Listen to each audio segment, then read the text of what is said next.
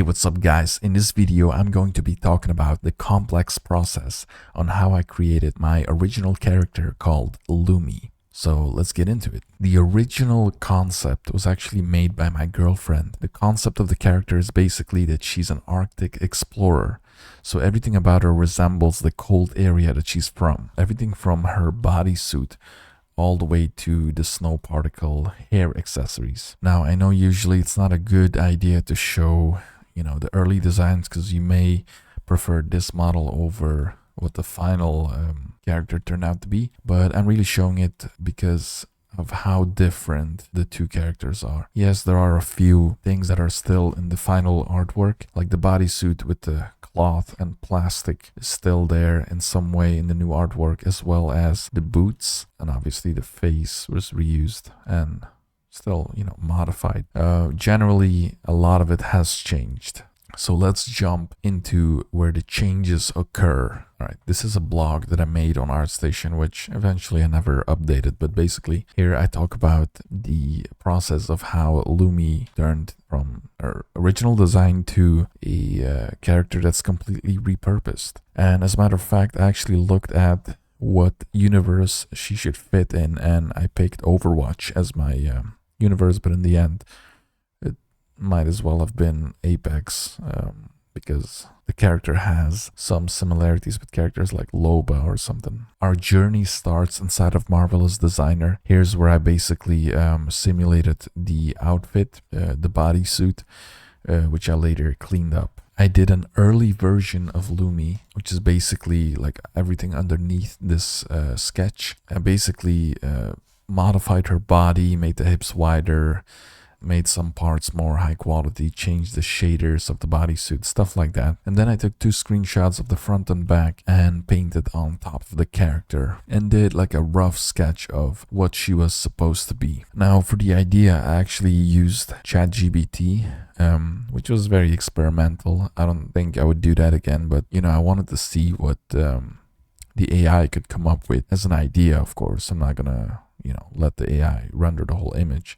I still want to create it. So there was a mix of ChatGPT doing stuff and me thinking of stuff myself. For instance, the snowflakes projected on her bodysuit on the back, as well as having snowflake inspired shuriken on her tool belt. So there's a lot of things going on, and yeah, let's step into Blender to see process of that. All right, so here is the final model before it was optimized. So that's something I forgot to mention, but the character was supposed to be modeled with a limit of 100,000 triangles. That's usually how much AAA models are, usually sitting in that 100K triangle, sometimes even more than that. And, I managed to actually hit that goal, minus the hair. That's kind of where I went wrong, but I'll talk about that and, everything I've learned. So let's look at the character. Now, obviously, this is the high poly model, so nothing here is optimized. You can see how dense these cables are. And also the jacket itself, it looks much better in the final version because it has all kinds of like coding and facts going on. This is what I was talking about with the body. I just zoom in on the bodysuit, by the way. So what I have here is a snowflake pattern and a whole bunch of Voronoi nodes crossing each other. Now, what I didn't realize is how busy this gets. Over here, it might not look as intense, but when I did the same thing on the final model, it kind of broke the model, I would say. So I toned it down a little bit. But these snowflakes, for instance, they're all like geometry, right? And then with the shuriken I was talking about, they have the snowflake shape. But they're still sharp and they're in these plastic pockets. And by the way, this wasn't the final color palette, so I changed that around because you see this one is leather, this one is plastic, this one is plastic. And I modeled everything like down to the stitching. They're all kept nicely in there. They have a little belt buckle. So yeah, everything was really modeled because I knew it was going to be baked later on. We have this plastic side lining on the suit, which gives that nice, brand new like plastic look. And I put like a Musgrave node in there on the bump to give it that wobbly look, like it's not perfectly flush. All the buckles here, all the buttons were modeled, obviously. all these stripes on the bodysuit, they were just geometry. For the cables, I used curves, which I always recommend using. And then for the profile, I used something, a whole bunch of shapes. That's why it's so intense. And the geometry is very dense as well, if you look at it. Now, for the soles of her boots, I actually looked up hiking shoes and then modeled the bottom. And then I wanted to attach it to the shoe, but obviously it's never that easy. So I ended up cutting off the rest of the geometry, and then some of this stuff over here, like these puny bolts, can't really notice those. They're really checks. They're really way too micro, and shouldn't have modeled them. But you know, now I know. That's why I'm doing it to learn. For the little pads on her gloves, I use this you know, interesting metal look, and this was all done with procedural textures. If I open a window here and go into the shader editor, you can see how this was set up. Just plug two noise nodes into each other, and it will give you this crazy look, and then just sharpen it with color ramp and plug it into the roughness channel, and there you go. This zipper was also made you know, just by making one piece of it and then using an array modifier, putting it on a curve so it follows the shape. And that's it. So here's the thing, this project was mainly about learning new stuff, and at the time I wasn't really comfortable with hair, and I knew that as well. So I wanted to get more into hair. So this was basically my first attempt at modeling hair cards. It looks horrible, and I gave it a little, you know, texture in Blender to give it that like brushed look. Looks terrible, especially these loose strands. I don't know what they're doing there, but doesn't look good, if you ask me. Now, let's have a look at her weapon. Now, I've said it before, the character is supposed to be in the Overwatch universe, so I actually treated her as an Overwatch character as well. So the idea with the weapon was to basically give her a super soaker that's on steroids. So, you know, the front bits, they're plastic and they're fun and all. But then as we go further back, there's a battery pack over here with some cables. We got this, you know, cool brushed carbon fiber.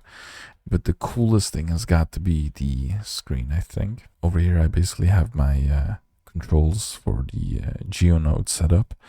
And I can switch the screen. You know, I can easily animate this. That's the cool part about using GeoNodes for this.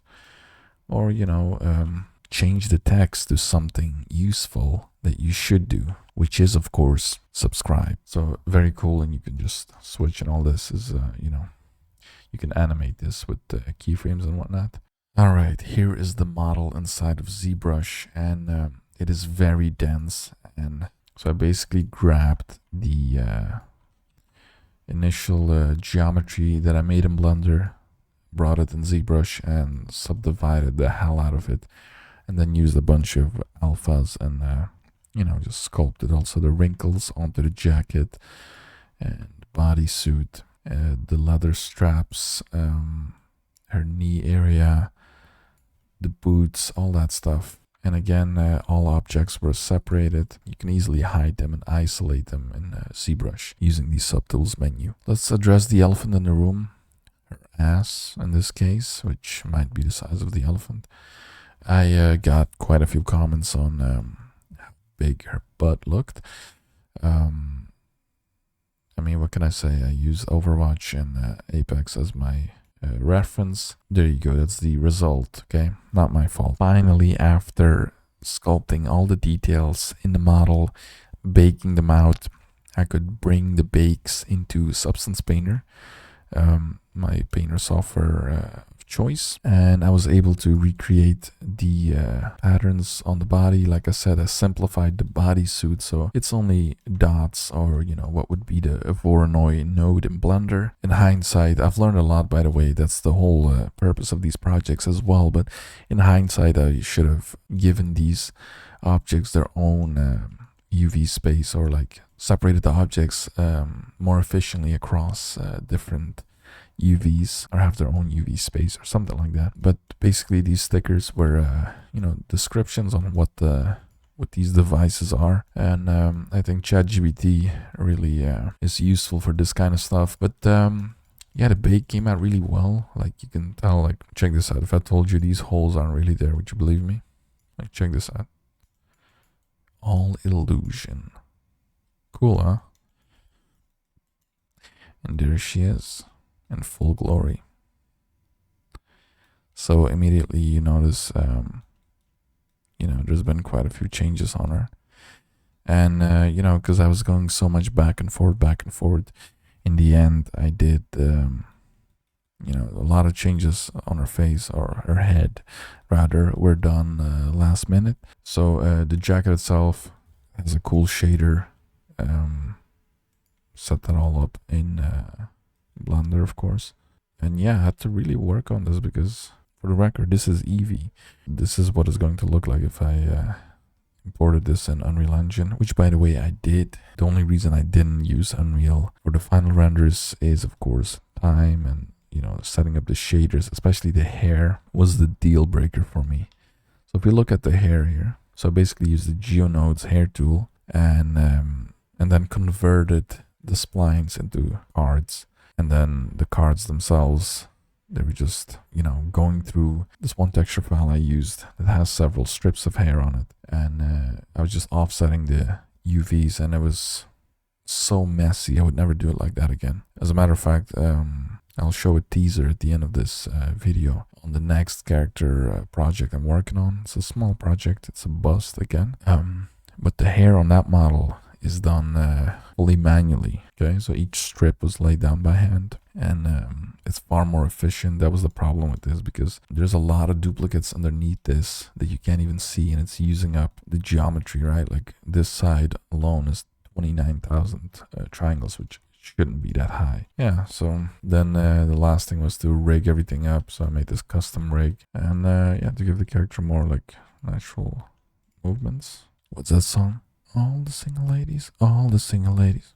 Anyway, so there you go, guys. That was a breakdown of my character Lumi, which I finished last year. If you want to see all the renders, make sure to check out my art station. There you go, that's my name, Osman Tahiri.